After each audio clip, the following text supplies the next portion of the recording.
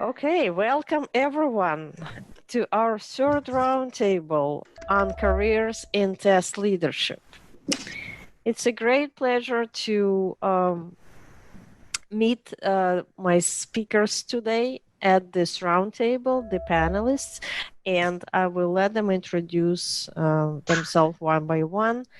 I have a bigger group today, and it's on reason. The reason is that the leadership opportunities exist in and out of management roles. And the invited speakers today, not everybody has a management role, and this is what I've been asking today. But I would really love to for people to introduce themselves shortly, just so we understand whether you're in management or not in management role, and just tell me your roles, because I know all of you who are at this table, I know you. You either a speaker in my conference or you are a speaker elsewhere. I know your names. And the reason I know your names is I've been active in the testing community globally, and your names pop up. And if your names are there, then obviously you're one of the leaders in our community. So let's start with, I will start with Aprajita. What's your role? And just tell what's your name and what's your role. Let's start with that. Hi everyone, I'm Aprajita. I also go by AP, and I lead the software bioinformatics test team at Guardant Health. We work in the oncology space for cancer detection. Cool. And Kwesi, what's your role? Hi, I'm Kwesi, and I'm from London. I am currently a test lead at MetaSwitch for the networking software team. So we make internet protocols in networking software. Okay. I've been a manager. Okay. Fiona, hi. Hi. What's your? At least I don't have a role at the moment. At various times, I've been a consultant and a test manager for hire since about 1994. So I've been a corporate test manager. I've been a project test manager. I've been a program test manager, which is a quite different thing. And I've been a testing and test management consultant for quite a long time as well. And also you leading workshops. Yes. As much. I don't know. On leadership. Yes, that's true. That's true. I've done a full day workshop on test leadership for several years. Yes. Quite a large number of participants. Yes, I was there, so I know. Thank you. Priyanka, what's your role? Hi, I'm Priyanka, and I'm currently manager quality engineering for a company called GoodRx. We are the number one drug prescription company, which lets you save lots of money on prescription drug.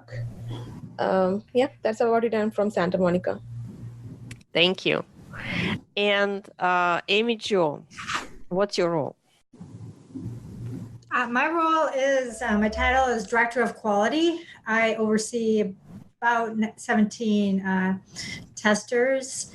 Our company is professional pro assurance, and we ensure professional liability, which is doctors, dentists, lawyers, and that's it. Thank you. And Chetani. Hi. Hi. I'm Trisha, and I currently joined as a newbie in Adidas. So it's my role will be managing a team. Okay. So a lot of you, and there is a reason I'm seeing a lot of women here, which is great. And I understand that the management role did not come naturally.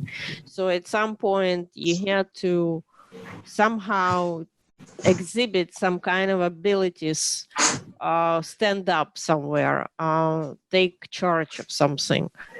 And then somebody noticed, your management noticed, and at some point you were promoted, or probably there was some other roles that you took before you've been in management. And I would like for us to talk about that right now. And I will start with Aprajita. How did you start? My story is a little weird. Everybody's in. Management role, but I was leading. I know. Yeah, probably similar to others since I've not heard them. But I was leading an entire software product line at Illumina before I joined Guardant Health. And I was not in a management role. I was an individual contributor, but I was responsible for leading the test development activities for that product. And then while working on that project for over 3-something years, I realized that I really liked doing what I was doing, being able to lead and even manage people directly or indirectly. So I wanted to move into management, but I didn't have the opportunity to move into management. So I joined a different company to get into the management role. But when you've been leading, how did this start? Why you? Why was it you? I don't think anybody asked me to take it. I think it was a lot of how I define it would be feeling responsible for the product. I felt really responsible for the product. I don't think anybody can make me feel responsible. They can give me authority, but they cannot make me feel responsible for something. I felt responsible for that product. And as I felt responsible for the product and for the customers, I started taking initiatives in areas which may or may not be on my roles and responsibilities per the company, right? So you started leading different efforts. And I think that comes naturally for me as a quality. Okay. For things and quality of the products, whether I own them or not. Thank you. And Kwesi, how did you start? How did you first notice that you were taking some leadership responsibilities?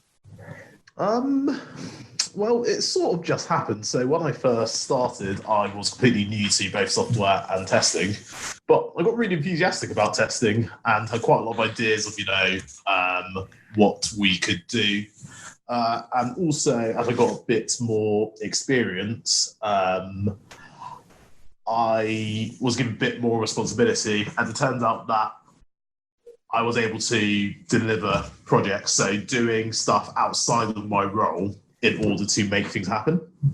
So it was that combination of enthusiasm and the ability to get things done, which I think made management trust me and give me more opportunity. Thank you. And Priyanka, how did you start? I would say from the childhood, I'm the one who is always like the class monitor or take charges on stuff and always question the status quo. It's being school, project, company, anything. So like back in TrueCar days, 2012, when I was an individual contributor, and I was actually leading a project, their dealer portal team. So pretty similar story as Aprajita. So I always tried to optimize the processes they had, always asked the status quo, always thought what will make everybody's life better, how we can work as a team more efficiently. And that gave me the knowledge and the power that, okay, I can really lead a project. Same time, I thought like, I already mastered leading a project. I want to master leading people, which is pretty different than leading a technical project, being an individual contributor. And the next opportunity I got after TrueCar when I joined another company as a director of QA. And there the challenge was leading a whole off-site team who is not with you. So slowly, steadily got that opportunity, learn how to communicate with a team which is not on-site. It has to be super crisp when you do that. So happened very naturally to me, but it was a slow and steady progress to where I am today, where I lead a very big team here in GoodRx, offshore, onshore estates, QA engineers. but it's a mix of what I like, what I have as an individual, and like what kind of quality I have as an individual, and then my passion towards quality and leading people. Thank you. And Chetani, how did you start? How did you find out that you have some leadership abilities?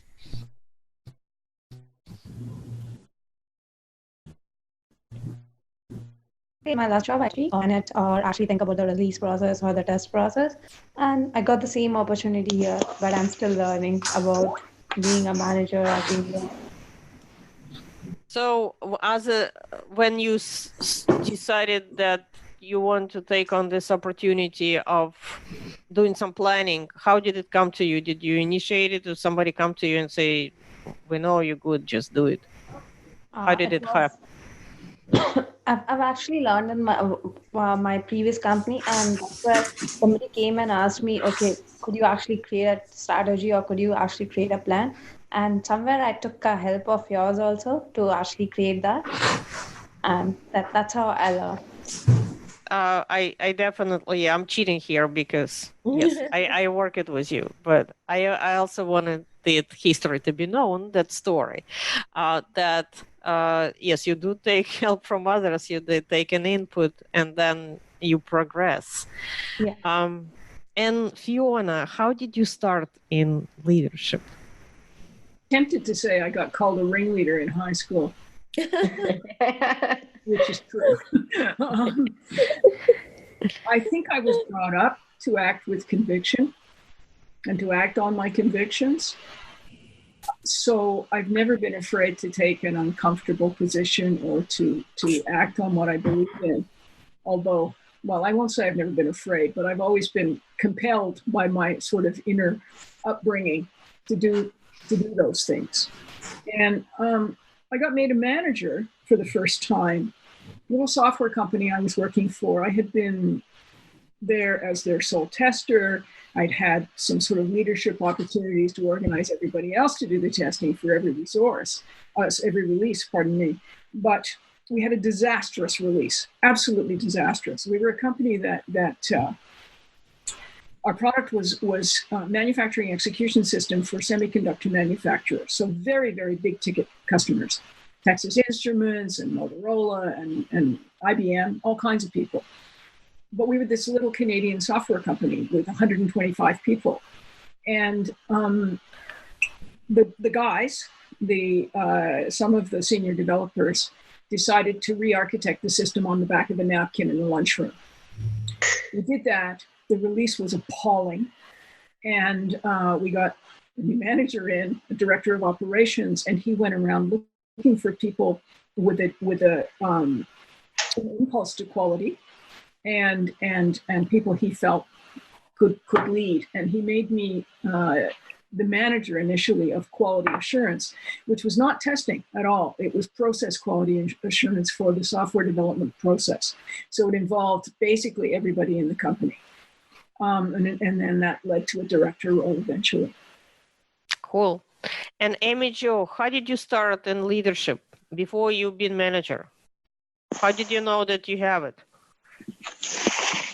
Well, like Fiona said, I mean, I grew up on a farm and I was told I needed to make sure I got my chores done and whatever I needed to get done. So I always had that, you got to get something done. And so I was working for a standalone company, a professional liability company, and I was a tester there. And we were acquired by ProAssurance, my current company. And my boss, who was going to be my boss at the time, had come in, and usually the protocol was they got rid of all the developers, tests, all of IT and finance. But my boss happened to see something in me. He saw me already taking initiative when they were coming in to see what we were doing and all of that. So he took a chance on me and wanted to start a testing unit at ProAssurance. At that point, just our operations would do some little bit of testing, but he wanted me to start taking on a testing role. From there, I did, and I was a solar tester for a few 4 years. And I learned, I just would learn one system and another system, and I kept going. And then I got another tester from that was in a similar situation. His company also was acquired, and he was interested in testing. So I worked with him, and then once people started seeing all the different areas and how I could make progress, then there was more of an interest. And the other thing was I was very persistent. My boss, who was my boss at the time, said, I didn't let anything go. So even though I was afar, I kept making people know that I'm there. You can't forget about me. I'm fairly, kind of in your face if I need something in a nice way. And then we just kept expanding. Then I was made manager. I had a few more testers and consultants, and then a director a few years back. And now I have 4 managers under me. But again, all about being persistent and getting in there and doing those jobs that maybe nobody else wanted to do, or, just making sure I could get that job done no matter what it took. Thank you so much. So there is a reason I invited people of all levels today. And the question that we're going to talk about today is, do you need to have a management role to be a leader? And it's a challenging topic because everybody thinks that, let me strive to be a manager. But before you do you need this management role to be a leader? And I'm going to go around and ask this question. I'll start with Priyanka. Sure. I have an interesting perspective on this. I don't think you need to be a manager to be a leader. And that's how we all started our career. So when you show that you can wear multiple hats, you can solve multiple problems, you can work in multiple projects, like you are not monolith and you can work simultaneously on multiple projects, you come across as a leader and like a head of a clan. So that's when you get recognized, and maybe that's when you given a proper role. And I'll give you my example in TrueCar. I worked there for 4 years as a CI, like individual contributor, IC, sorry. And I never had a lead title there, but everybody knew that I was leading the whole dealer projects. Eventually, I had like 2 direct reportees, and then I learned like how to manage another person, another individual, right? It was so different. So I think you don't need an initial manager title to start with.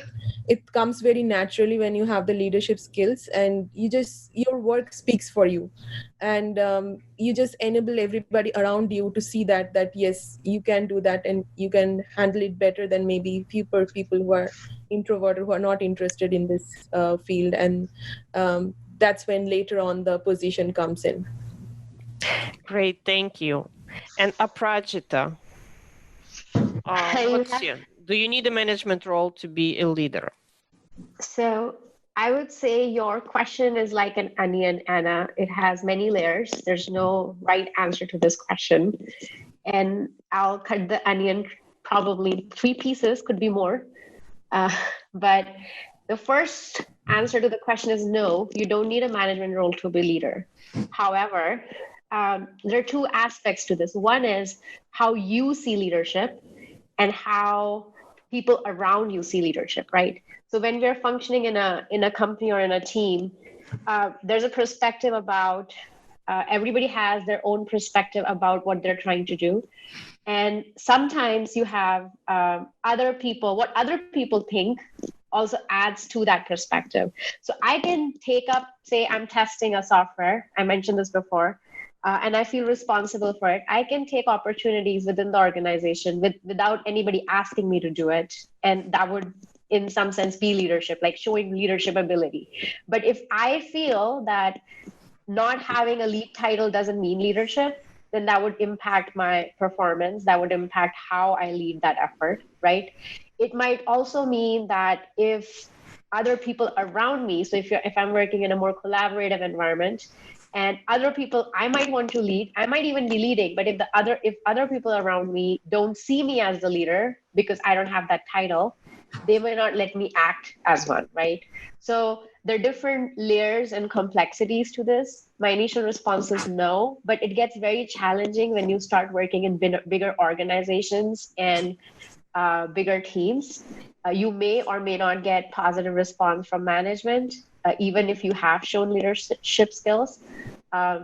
So I know it's not a straight answer, but that's my answer to the question. That's the reason we having this conversation. Thank you so much. And Kwesi, what's your take on, do you need a management role to be a leader? Well, my take is no, you don't need a management role to be a leader.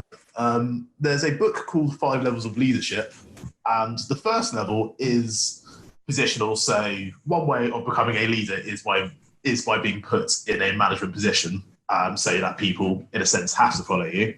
But the level above that is actually people following you because they want to.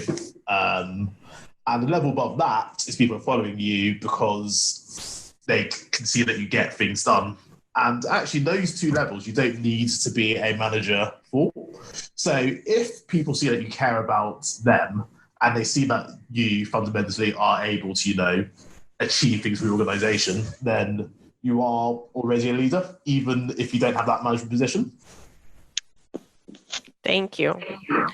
And Chetani, do you need a management role to be a leader? I'll say no, I don't need a management role to be a leader. Here I'll take an example of a small children who is actually learning from they're learning from other people what they are doing, or they're seeing the other point of view of their parents, and they are trying to do the things, and they have their own self-confidence, or they get the opportunity to manage the class. So they are doing some leadership task, and they don't need that management skills. Okay, thank you. And Amy Jo, do you need a management role to be a leader? Absolutely not. And I am all about starting with personal leadership. I mean, there's so many things that you can do yourself and take on challenges in the workplace that are allowing you to grow and meet some fears and maybe fail a few times, but keep learning from that and keep showing that you're trying to grow, and others will start to recognize this. And, it's all about getting the job done too. I feel I've put that on to my team to stress that, if someone's not taking that responsibility, we're going to take it. And now it's to the point where my boss likes to come to our team because he knows we're going to get it done. And he sees, that we have a bunch of leaders on our team, and I promote them. I make it clear to them that even though they don't have a title, they can still show leadership. And I'm all about servant leadership, and you don't need to be in any kind of title to have that kind of leadership. You serve your boss, you serve your team, you serve your customer. So there's so many ways to do personal leadership, and to kind of take over and help on a team if needed. And then eventually, from doing all of this kind of leadership, you will be recognized, and I would say probably promoted into a leadership role if you're always trying to grow and you can show you have those leadership skills. Thank you. And Fiona, what's your take? Do you need to be a manager to be in a leadership role? I mean, do you need a management role to be a leader? No, absolutely not. I think that a lot of people who become leaders don't set out to be leaders. They simply set out to do a good job, and they do that. And they earn the respect of others through their integrity and their skill and their dedication. And as something exactly who said this, several people did, their ability to get things done and make things happen. Other people start to look to them to solve problems and help solve problems. And they become leaders simply through the way they behave. And some of those people may decide they don't want to be leaders. And it doesn't matter because other people will still look to them for leadership sometimes. I also think that leadership is an emergent quality, and that leaders emerge and can submerge at need. That you don't have to be in any kind of formal leadership position in a hierarchical structure to have great effect. And for many people, that's very satisfying. One of the books that I think is really very useful in this regard is Jerry Weinberg's Becoming a Technical Leader, where he talks about that very thing, that, management is essentially coercive. Grace Hopper said this too when she said, you manage things, you lead people. And I think that's very important. Both of those things are very important. So I think it's about earning respect. And I would argue, and I have argued in a keynote I did at Star Canada last year, that every tester, in fact, has to be a leader now. I agree with you. And that's one of the reasons I'm doing my conferences for test leaders, because I feel that every tester will have to take on some leadership traits and responsibilities, because we are the masters of quality. I'm not saying we are the masters, the key masters and gatekeepers, that we're not, but we have a heart to quality. Thank you so much. Okay, and my next question, we started, Fiona already started it, and she recommended the book, and Jerry Weinberg. And to me, Jerry Weinberg as well is somebody who I aspire to when I think about my career. That's where I want to be. I don't know if I will ever be there, but role models. Who are your role models in leadership that you aspire to? And I will start with Priyanka. Sure. There are various levels of role models in my whole career and personal life. So it will start with my mother, to make sure that I am independent and I have the urge to lead my own life, take my own decisions. It goes on. When it comes to my career, I have been very fortunate to have some of the best bosses who showed me how leadership should be, and I will take few names. One is Bhavini Soneji. She's right now work for a company called Headspace. That's a meditation app. She's VP of engineering there, but she happened to be my CTO, my last company. And she showed how you can be so much empathetic with the whole team, how you can listen and learn when somebody is failing on something. How can you make their life better? And I can't thank her enough. If today I'm a manager and I can lead 8 people, a very big credit goes to her, because she showed me how different it is to be an individual contributor and how different it is to be a manager who takes a responsibility of 8 different or 10 or 20, 30, 40 different people's responsibility. Then I'll take my recent boss, who is Christian in GoodRx, and he proposed a culture here where any small wins are rewarded. So if anybody goes beyond their work skill, I am allowed to go and thank them with different gestures. And I think the culture plays a big role. So when it comes to role model, I learned from each and every leader that I had above me, and there were some best, there were some worst, and even I learned what not to do from the other side of the plan where I was not happy. So so that's about it. It's it starts from my mother, and if I have to talk about a bigger picture, even Michelle Obama is a very big role model to me, and I have read her book Being Michelle Obama, and it has influenced me immensely as well. So thank you so much. Aprajita, role models. So I have a couple of them. I'll just name a few. I think just like Priyanka, my mom's a big role model for me. She is a doctor in the generation she was born in, at least in India and the state I come from. Women don't study at all. They generally get married at the age of 16. So for her to do what she did, be a working mom, it's very, very big. in my head. The second role model I have is my son. He's 3 years old, but he's super awesome. And I learn a lot from him.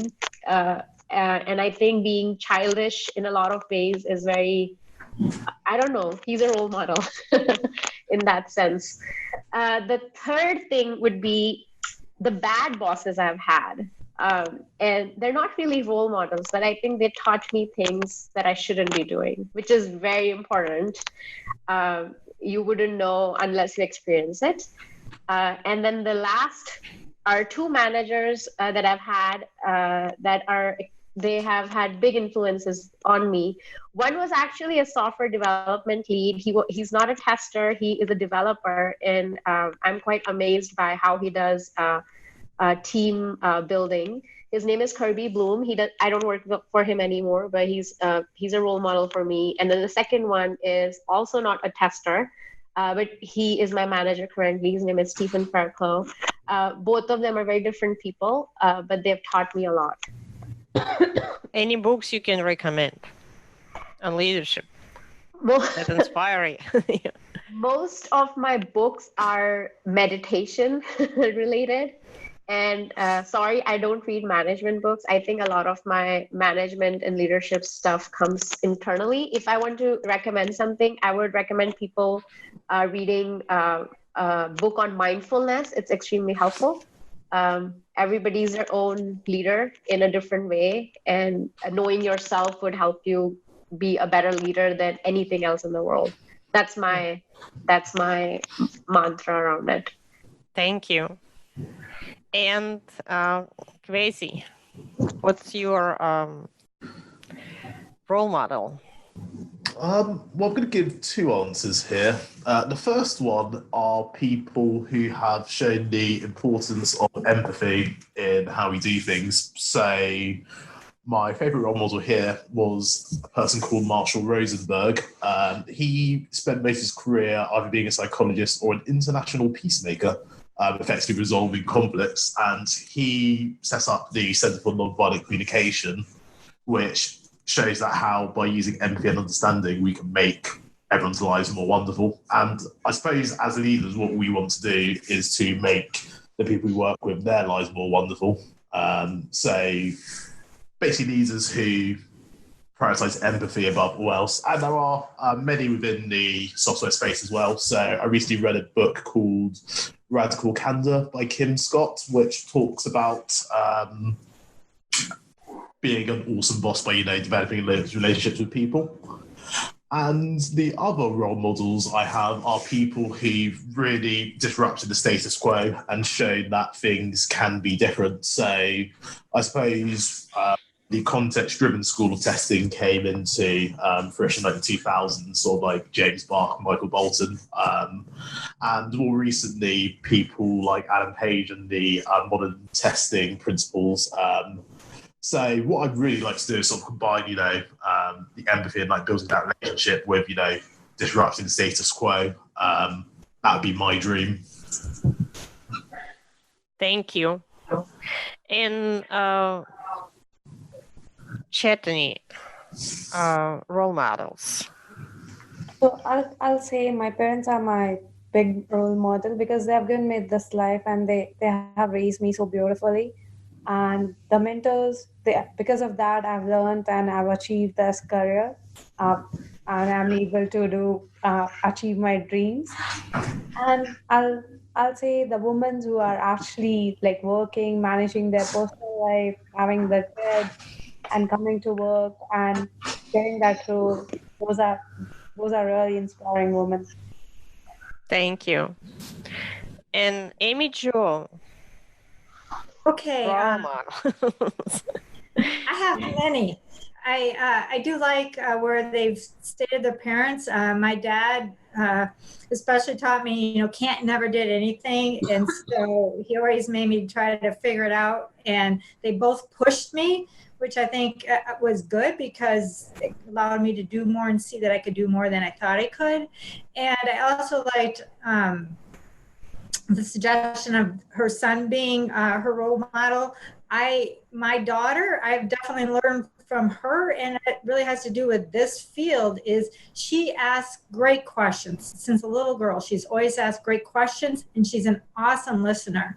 And so I think those are two really important skills. So I do learn from her on that.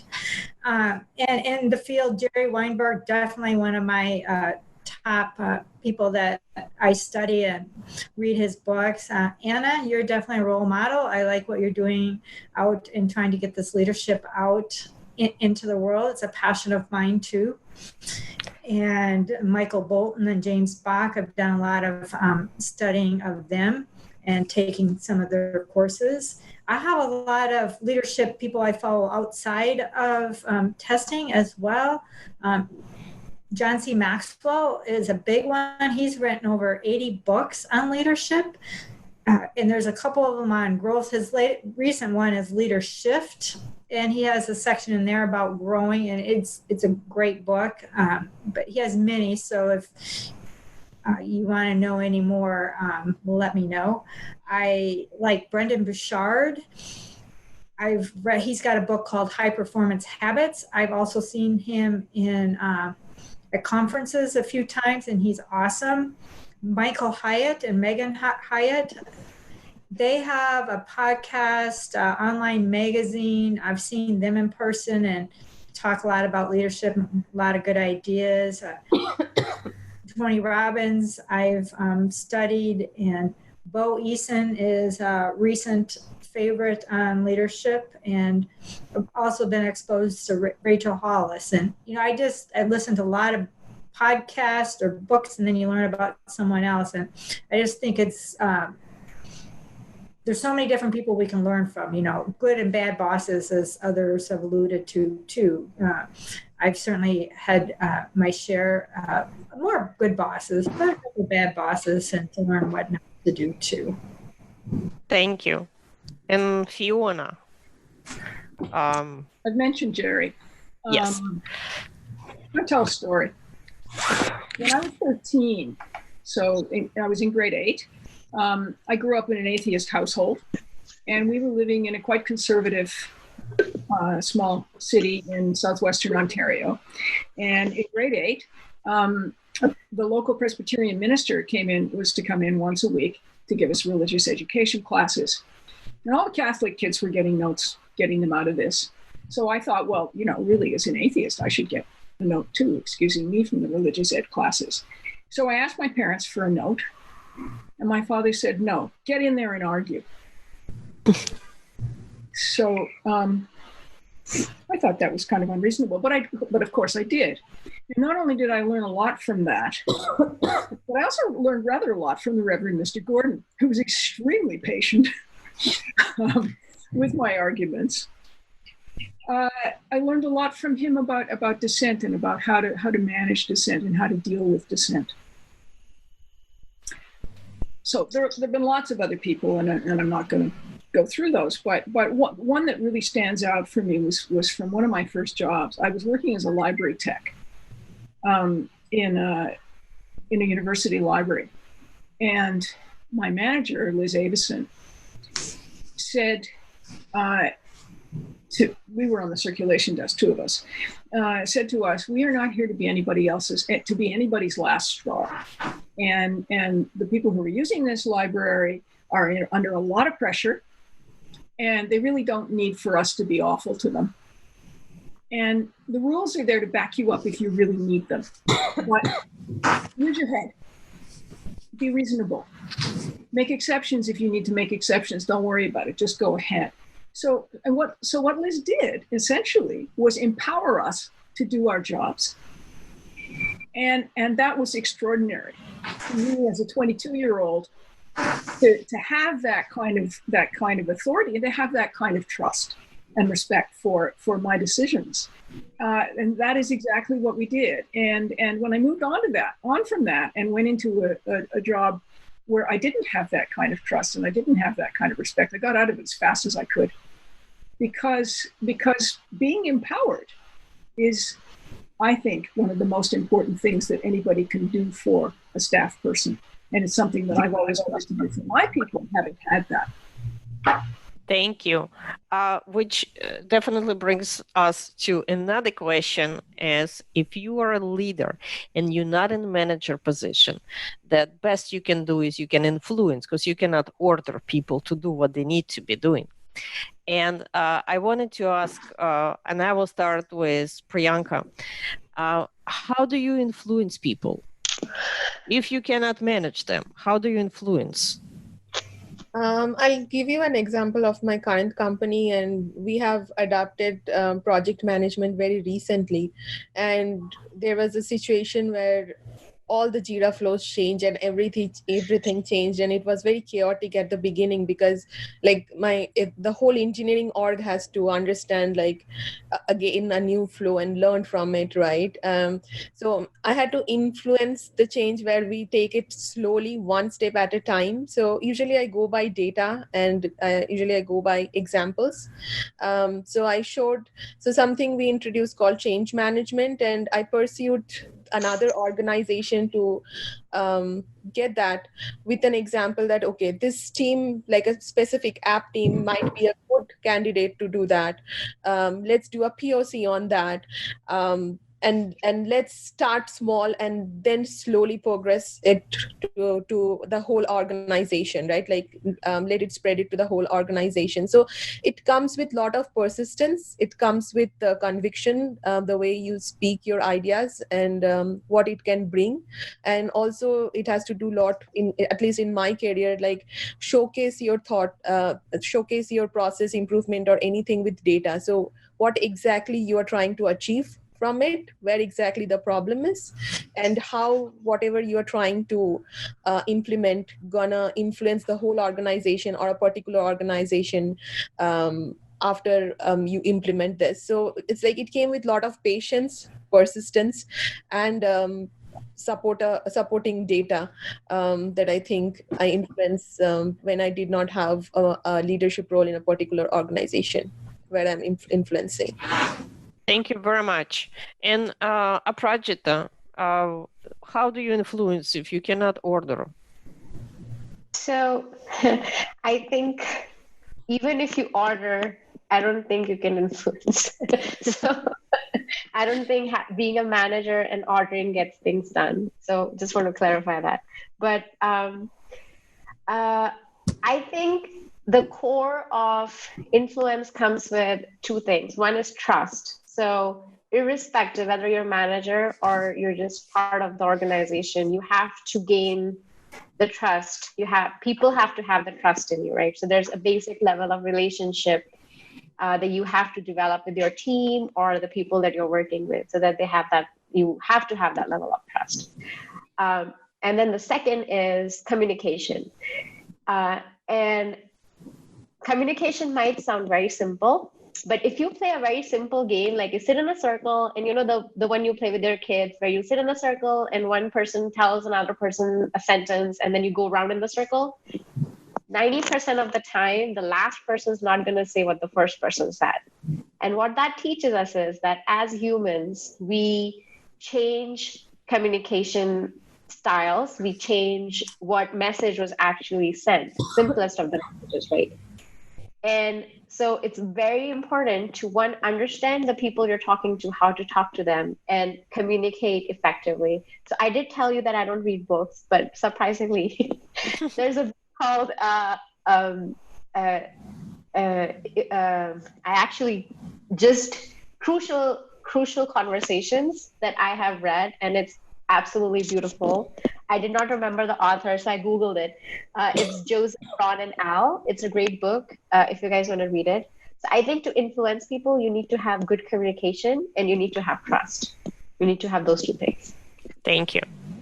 And Chetani, how do you influence if you cannot order? I need to actually be a good listener. I need to understand what's the challenge of other people. I need to understand what's a good thing they have. And I need to understand the environment around. Like, if I understand all the situations, then I'm like, what best I could do. Okay, thank you. That will help. Okay, thank you. And Kwesi, if you cannot order, how do you influence? Well, two things really. So the first one is just to inspire them. If you show people that things are like really awesome, people like doing awesome things. So if you can show them that, they might do it. And the other thing is making sure that you've heard their concerns and fears and not just pretending that you're listening, genuinely hearing them.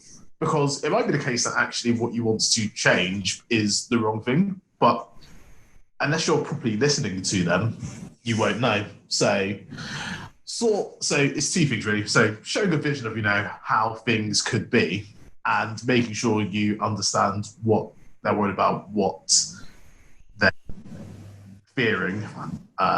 If you do both of those things, normally people, you'll come to an agreement about what's the best thing to do is. Thank you. And Fiona, what's your take on if you cannot order, how do you influence? Start by doing your own job very, very well. And with enthusiasm, as Kwesi said, and with joy. And when you do that, I think you win respect. And people are. I'm sorry, you can breaking out. Can you repeat? What I said was, I think you start by doing your own job very, very well. Mm-hmm. And because I think that the essence of leadership is, or at least the core thing that's required for leadership is setting an example. And so if you do your job really well, you exhibit a lot of skill and capability and comprehensiveness and joy in what you do, that does earn respect and people want to work with you. Thank you. And then you ask questions rather than trying to tell people what to do. I've never succeeded in influencing anybody by saying do this, but I have succeeded in influencing people by asking questions and by questioning my own actions and my own ideas. Thank you. And Amy Jo, how do you influence if you cannot order? I really agree. Everyone said a lot of it already. I definitely agree with what all have said. And like Fiona said, with the joy, that was a good one. I wasn't going to mention it, but I think it's very true. And I learned that at Brendan Burchard, and it's a mantra that I have and do every day is bring the joy. So you bring the joy to others and the enthusiasm, and they're going to want to work and be by someone that's more enthusiastic.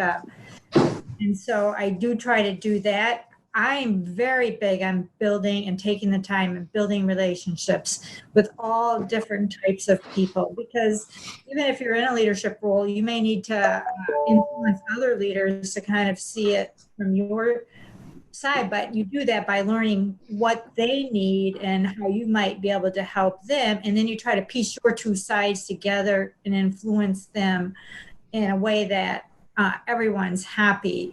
And that again comes with trust, and it takes time. You got to spend the time with relationships. To me, I think that's just really key, developing great relationships with people. It helps when it comes time to needing to influence someone. Thank you very much. And we have 10 minutes left, so I have one last question. And all of you, one way or another, is in the role of management. And you have seen people growing in as leaders under your supervision, or maybe in a team next to you. How do you see those people, and what do you do to help them to get where they need to be? And I will start with Priyanka. As a manager, you see somebody exhibiting leadership like traits. What do you do? How do you help them out to grow where they need to be? Because they may not be great from the beginning. Right. There are certain things that I do, and one of them is setting goals. So, beginning of the year or quarterly, we set goal, and I try to understand what that individual is trying to achieve in their career on that particular year. If leadership is something that they want to do, so send them to some conferences, recommending them some books, even giving them opportunity to lead a project first, leading their self first, and showcasing that they can do their work really well, and then maybe slowly steadily moving to a position where they lead one or two individual and understand what's the differences. That's how I usually groom it, and that's how I have been groomed in my career. So that this is basically the path I choose. Thank you. And Kwesi, I want to ask you, you see somebody exhibiting leadership traits. What do you do? How do you help them out? Well, essentially, one of the things you're doing as a leader is empowering people to become the best at what they're passionate about. So, three things really. So, one, you get to know them to understand what they're passionate about. Two, you give them whatever opportunity you can to develop the things they're enthusiastic about.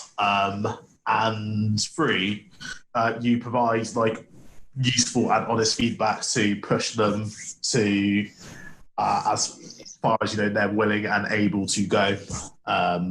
In a nutshell. Thank you so much. And Chetani, how do you support somebody if you see them exhibiting some leadership like traits, but they don't even know what they're doing yet? I'll understand what they need, and after that I will actually help them with whatever best I know with that particular situation, and what they really wanted to do and how they wanted to go. What if they don't even know that they want it?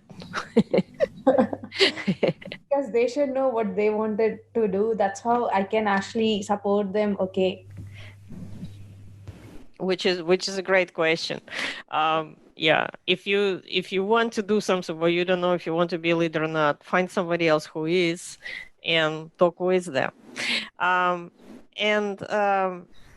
Amy Jo, what's your take on it? How do you groom somebody? Yeah, going off of that one, I do have, I have promoted someone into a supervisory role, and she's very technical and very good at her job, but she's also super personable, but not necessarily if she's sure she wants this role. And we continue to discuss it. And when she's unfortunately had 3 people that have not worked out for us. So she just didn't get the luck of the draw. But, I've been able to coach her through. She would tell me what she's done. We listen, we talk, we may role play before she has to have some uncomfortable conversation. But otherwise, I do a lot of it by coaching. If I see someone, I have one-on-ones with all my managers regularly, but any of the other people, including my consultants, if they want to be coached or wanting to work on leadership, as I said before, I'm always studying it. I might give them ideas or give them some small project, and we can coach it through and try the role modeling, and definitely the whole empowerment, letting them go out. Even if they make mistakes, my big thing is go ahead and make the mistake. Just don't make that same mistake twice, but we'll talk through it and learn from it and try it again. Thank you. And Fiona, and I know you're very active in all our communities. How do you, and I want to ask you personally, how do you, when you see the opportunities, when you see somebody exhibiting some leadership traits, how do you encourage them? How do you support them? What do you do? It really depends on what kind of role I'm in the company. When I was actually in a corporate management role, then I had the ability to potentially promote somebody. Often when I'm there as a consultant or even a test manager for hire, I don't have the ability to do anything structurally. So really what I'm doing is focusing on helping that person develop and grow. And that's about, as people have said, it's about the old notion of delegation. And delegation was never about give somebody responsibility for something and step out of the way entirely. You always needed to be there to help them pick up the pieces if they had a problem. You always needed to be there to help by having their back or answering questions or whatever. And ultimately, you still retained the responsibility for what was happening. I have another question for you, because you and Anne-Marie Charette originated Speakeasy. Yes. And Speakeasy is a fantastic initiative. It's a leadership initiative. And I wanted to ask you, so this is outside of your job. Sure. Right. And yet there are some people who picked up on that opportunity and they lead in this initiative together with you. I wanted to ask you, outside of job, outside of work, how do you, like, we have a big testing community, and how do you support the leaders, growing leaders, people who have traits, they may not know what it is yet? That's a really interesting question. I think I think you do a lot of things. One is you're encouraging and not critical. You try to help people see when they're doing something terrific and encourage them in doing that thing. Sometimes if you think they might be going down a wrong path or a path that's going to be difficult for them, you might ask questions. But it's always about coaching, I think, and mentoring. And I see the difference between coaching and mentoring as coaching being more sort of hands-on and active and more of a push activity, which I would never do unless somebody asked me to do it or unless I was in a role where that was explicit. And mentoring, which is a pull, where I'll say to somebody, tell me what your needs are. And they'll come to me for the things that they want help with. Thank you. Kind of yes, absolutely. Yes, thank you. So I'm glad we mentioned mentoring, because in growing future leaders, the mentoring of existing leaders is something that is so important. And Aprajita, what's your take on it?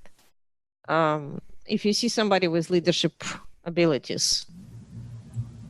So I think all the panelists covered most of it. I think one is I want to ensure that what I see, the person also sees it. If they don't see it, I feel obligated to find a way to show it to them that they have this quality and they need to go there. Sometimes they don't find it until a very long time. But if you take the effort, recognize their work, give them feedback, act as their cheerleaders in a lot of ways, that generally shows them that, okay, I'm doing something good here, right? That's one way. The second way is we talked a lot about within the organization and whether you have the ability as a manager to promote them or give them, whatever within the organization. But I think leadership is more than that. It's a lot outside the organization as well. So a lot of times it could also be giving them directions on what they can do for the community or outside of the organization to develop those skills. And both of those things are critical. Thank you very much. And we kind of over the time, just like 1 minute. And I wanted to end it on a short, kind of encouraging note. I would like each of you to suggest some ways that people can be engaged outside of the work, in the community, in testing community, that will help him to develop those leadership abilities? And I will start with Kwesi. So loads of communities and resources all around the world. So if you go on meetup.com, for example, you might be able to find testing meetups around you. There are many great websites which have testing communities already. So Ministry of Testing would be one, but I'm sure there are many others. So I would encourage you to take a look at what's going on around you, take a look on that website and see something that you're enthusiastic about. Thank you. And Chetani, some ways to be engaged outside of work. I would recommend to be active on the community meetups, channels, Slack channel, conference. Thank you. Okay. Amy Jo, any suggestions? Yes, if you can attend conferences, you need to go and you need to be fully engaged in the confer part is what, some conferences have talked about. And I think that's just so important to speak with the other testers or other leaders and learn that way. And read the blogs. There's so many blogs written by testers, and give thoughtful feedback to the blogs is perhaps a way, or write your own articles. Oftentimes they're looking different areas and looking for articles. So that might be a way, and then you can get feedback on your articles from those people. And just look in your community. There's often testing meetups that people have said, or there might be something in, I know there's an agile meetup in the town where our company is located. So just be on the lookout for that to try to grow your leadership skills, and volunteer to be part of those meetups and do work on it, because that can help grow your leadership skills as well. Thank you so much. And Priyanka, what's your suggestions? Same thing, like go attend meetups, or if possible organize. I know Aprajita is organizing one in San Francisco. I am organizing one in Los Angeles, which is based on test automation and women who test. So a great opportunity to meet your fellow tester. And something that nobody has touched yet is something I realized very recently is Twitter. I follow almost everybody who is here, being it Fiona or Amy, and they give some great content every day in Twitter. And from there, I go to like different blogs where I learn different things. So I think following the leaders in our community through Twitter or LinkedIn or meetups, and then following their blogs and what are the new things that are happening in our industry is a great way to enhance your leadership skill.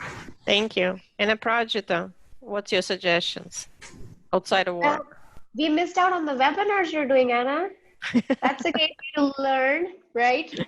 And meet the leaders in the community and engage with them. And I think for the listeners, sometimes, at least for me early in my career, I felt very overwhelmed reaching out to people, especially people who are well known in the testing community. I'm like, I don't know what they're going to think if I reach out to them.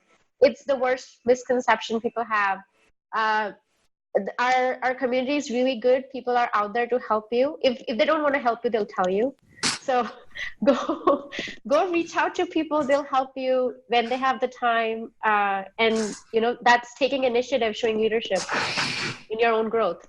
Thank you very much. And Fiona, your parting words. I don't have anything to add to that. I think people have made really great suggestions. Share your knowledge, stick your neck out.